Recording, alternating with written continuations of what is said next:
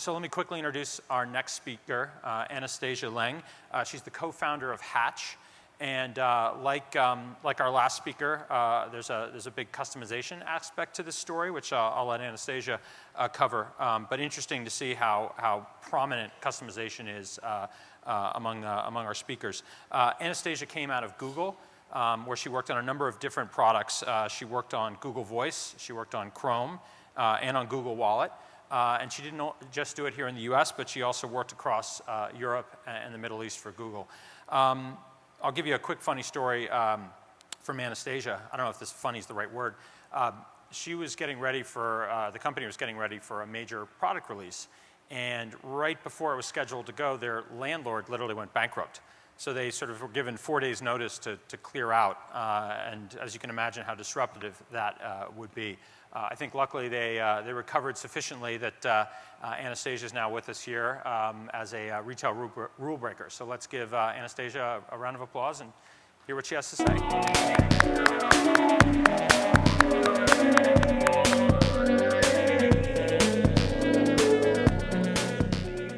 Hi, good morning, everyone.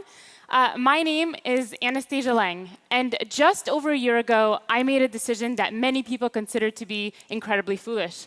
I left my very comfortable job at Google, and I invested nearly all of my life savings into starting a company called Hatch, which I co-founded with my longtime friend and business partner, Ryan Hayward. And the vision behind Hatch was to create a different e-commerce experience, an interactive e-commerce experience, an experience where every product that you saw was only a starting point for what it could be. At the same time, we thought a lot about how do we minimize the risk retailers and small businesses constantly have to take to predict consumer demand, and how do we bring those things together? So for the next few minutes, I want to tell you about the decision that I made. And this is less about my story or the story of my company, and more about the huge industry shift we saw happening that we thought we just have to take advantage of this. So let's look at consumers' experiences today. Whenever you buy anything, most times you're faced with a binary decision. For any product you come across, whether online or off, you have two choices, pretty much. Yes or no. Do I want this product exactly as it is? Is it good enough for me? Is it precisely what I was looking for? Or do I not? As marketers and advertisers, we spend billions of dollars driving people into our store or to our website. Yet when we get there, if we didn't predict consumer demand accurately, well, all it takes is for them to scroll over, click the back button, and off they go. 1 second, that's all it takes. Cart abandonment, the risk, so low. So let's look at the retailer side. As a retailer, you spend a lot of time predicting consumer demand. In fact, if you believe in the mantra of someone like Steve Jobs, you believe it is your job to predict consumer demand. You should be telling consumers what they want. But according to the study that came out of MIT in 2006, $300 billion alone is wasted on inaccurate forecasting of what consumers want. So when it comes to predicting consumer demand, it turns out we're not that good at it. Now the question is, why is that? Why are we very good at predicting consumer demand? Well, here's what a current retail model looks like. And I hope you'll forgive the simplification here. I do realize it's a little bit more complicated than that. But in most current retail models, the cycle, you're really talking about a 6 to 8 month cycle. What happens is, prior to doing a large merchandise run, you hire trend forecasting firms and you do focus groups and you try to understand, what do my buyers want? And you get this data, you incorporate it into a merchandise run you're going to do, you put it out in store, and you see what happens. And between, and some stuff will sell and other stuff will not, and so you'll discount it and you'll discount it further and you'll discount it again, eventually maybe just storing it in your warehouse, taking up space, taking up cost.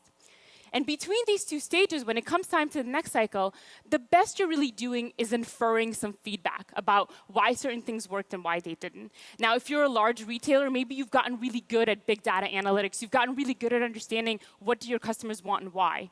If you're a small retailer, this inability to predict consumer demand is going to be the #1 reason you go out of business. And of course, there have been some big retailers that have innovated this model. Zara is a precise example. Zara has been talked a lot about recently. As someone who's thought about our job is not to predict consumer demand, our job is to react to consumer demand. And once Zara spots a trend, they can get it into stores about 6 to 8 weeks later, much faster than any other retailer, giving them a competitive advantage that very few people have. Our answer to this was a little bit different. Our answer to this was in customization. Now, when I started working on Hatch, I realized that custom has a very negative connotation, especially among retailers. Because when we think of customization, this is what we think of. We think of a man or woman sitting in their shop, creating one thing for one person. We think of customization as a return to the pre-industrial revolution way of making things. We think of this as the opposite of scalability. As a retailer, we don't look at this as a business. But the reality of it is that customization exists on a spectrum. And on the very end of the spectrum, yes, you have your truly bespoke things. You have, it's pretty much a labor model. You can hire someone to make the very precise thing that you're looking for as a one-off for you, and oftentimes you're willing to pay more for it. And here you have a lot of positive associations with it, right? You feel a lot of loyalty to the brand as a consumer. You feel that it's a labor of love. You feel like you've really invested into it. But there are fewer benefits to the retailer. On the other hand, you have personalized goods. And when I mean, I know we've talked a lot about personalization during this conference, but when I talk about personalization in this context, what I really mean is, putting your initials onto something or adding a monogram or something like that. And with personalized goods, you could argue maybe it can simplify your supply chain. In many cases, it actually just adds an extra step. You're producing the same merchandise. Now you're just telling people you can put some more stuff on it. But for the consumer, the benefits associated with customization, the kick-in of this I designed it myself effect really isn't there. So you're not getting that. But then there's this area in the middle, right? The beautiful area in the middle, which has been referred to as mass customization. And the way I think about mass customization is it's really the modularization of goods. It's taking a product, breaking it down to the sum of its parts, figuring out what are the parts in there that are important for your consumer decision-making process, and offering some choice. And then putting that product together only after you know that that precise version of the product has been purchased, right? Allowing you to be much more streamlined in your manufacturing, your supply chain. And we can talk about some examples here about companies that actually have saved a lot of money moving to this model. But the interesting question is, why now? Why are we talking about this now? As I mentioned, customization is nothing new, right? Arguably, a lot of retail started in a customized way. Well, there are a couple of trends that are driving this forward. You have a very strong anti-China movement, which is forcing a lot of retailers to reevaluate where they do manufacturing. You have, of course, the decreasing cost of manufacturing through things like 3D printing that are coming of age. But there's one trend that's really driving the biggest shift in consumer expectations, and that's your digital experience. Your digital experience is incredibly personalized and customized. You see what you want when you want it. As a result, we've become spoiled. We've become incredibly entitled.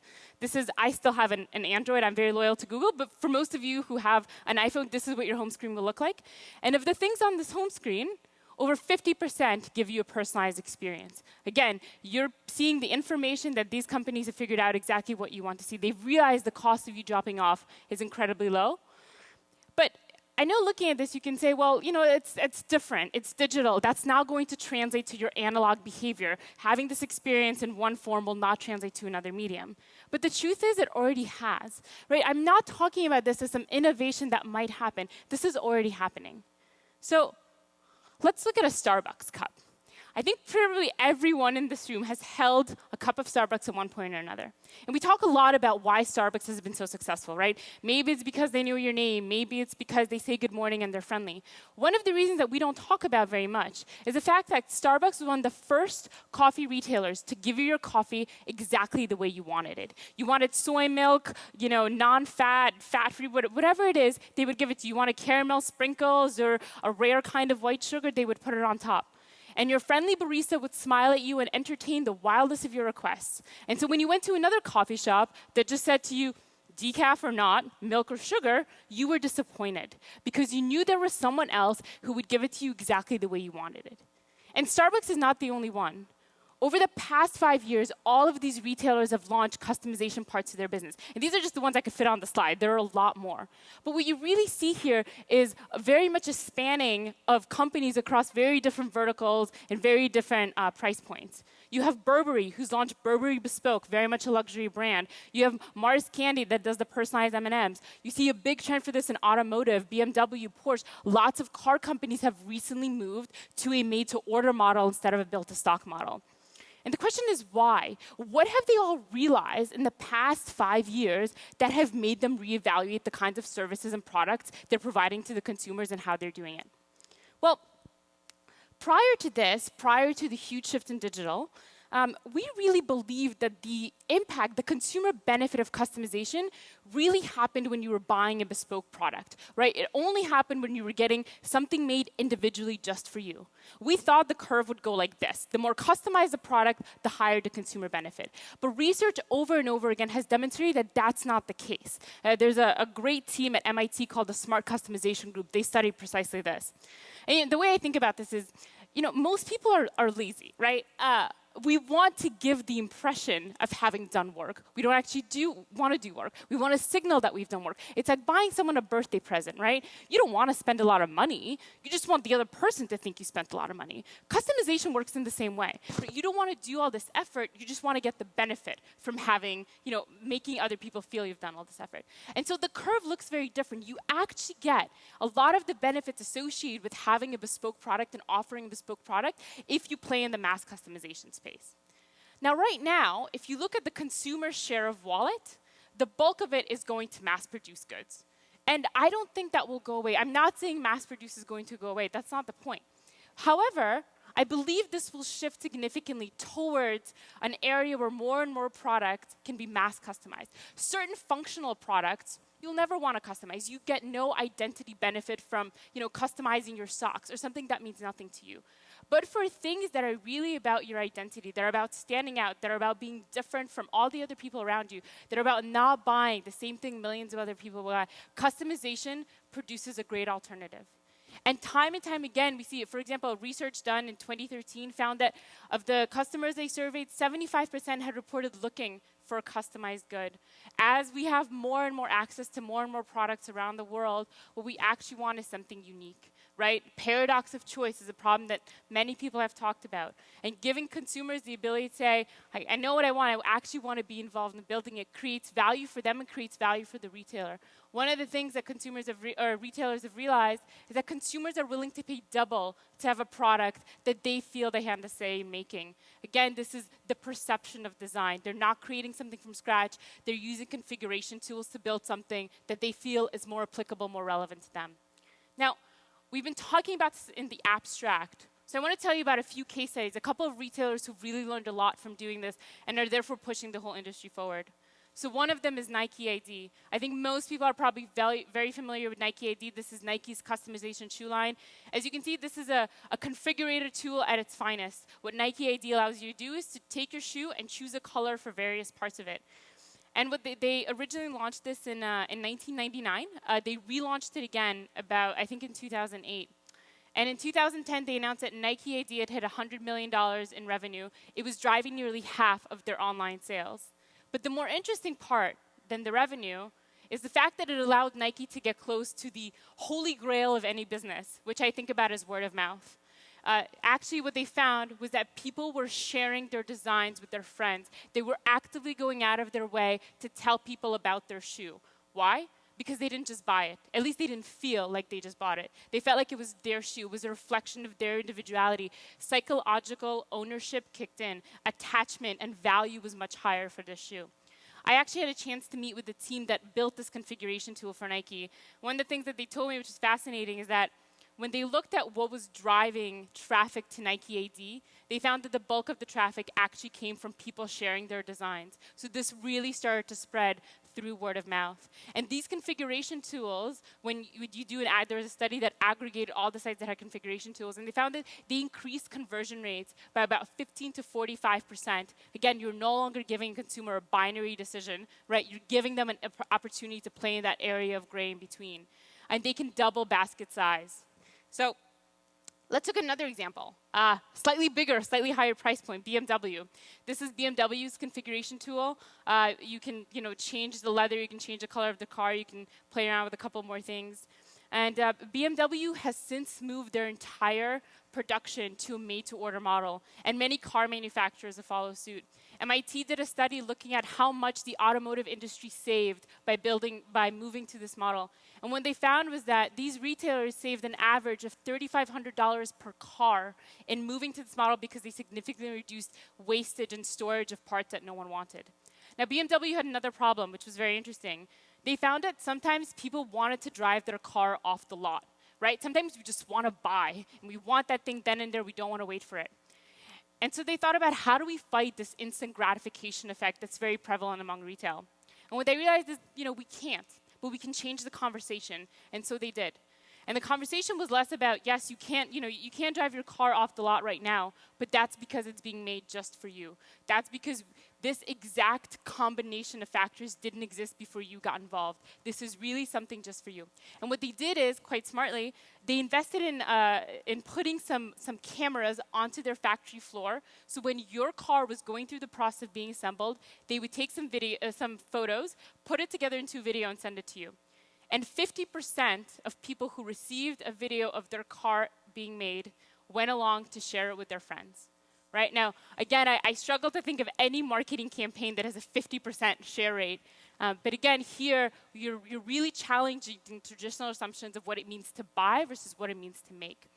And what I think about when I think about BMW, which has traditionally been viewed as a luxury brand, is custom the new luxury?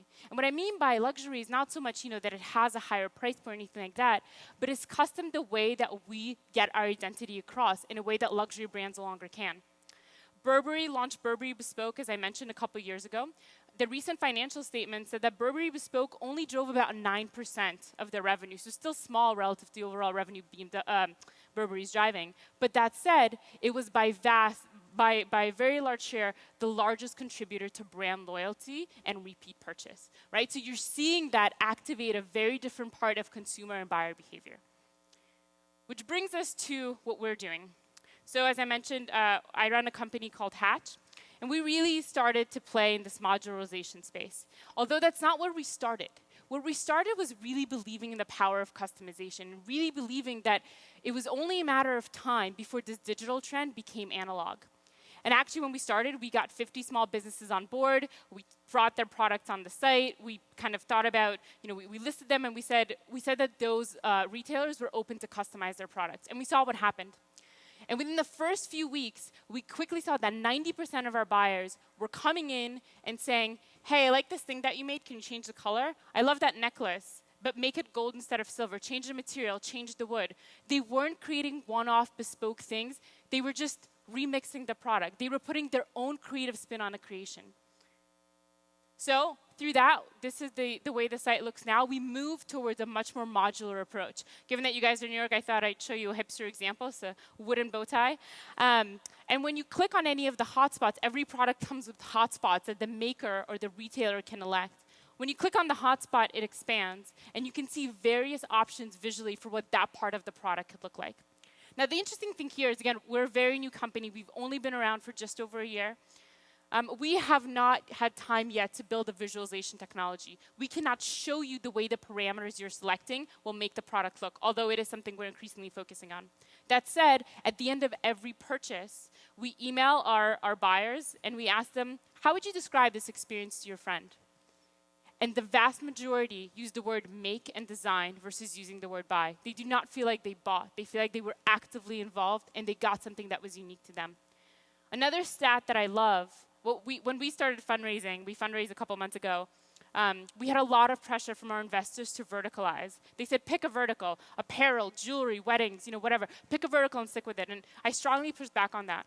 The reason I pushed back on that, and the stat that makes me feel like maybe I was right, is that 95% of our repeat purchases happen in a different category than the initial purchase the buyer made, which makes me think that it's less about the fact that you want custom jewelry, you want a custom thing for your wedding, a custom birthday gift for your kids.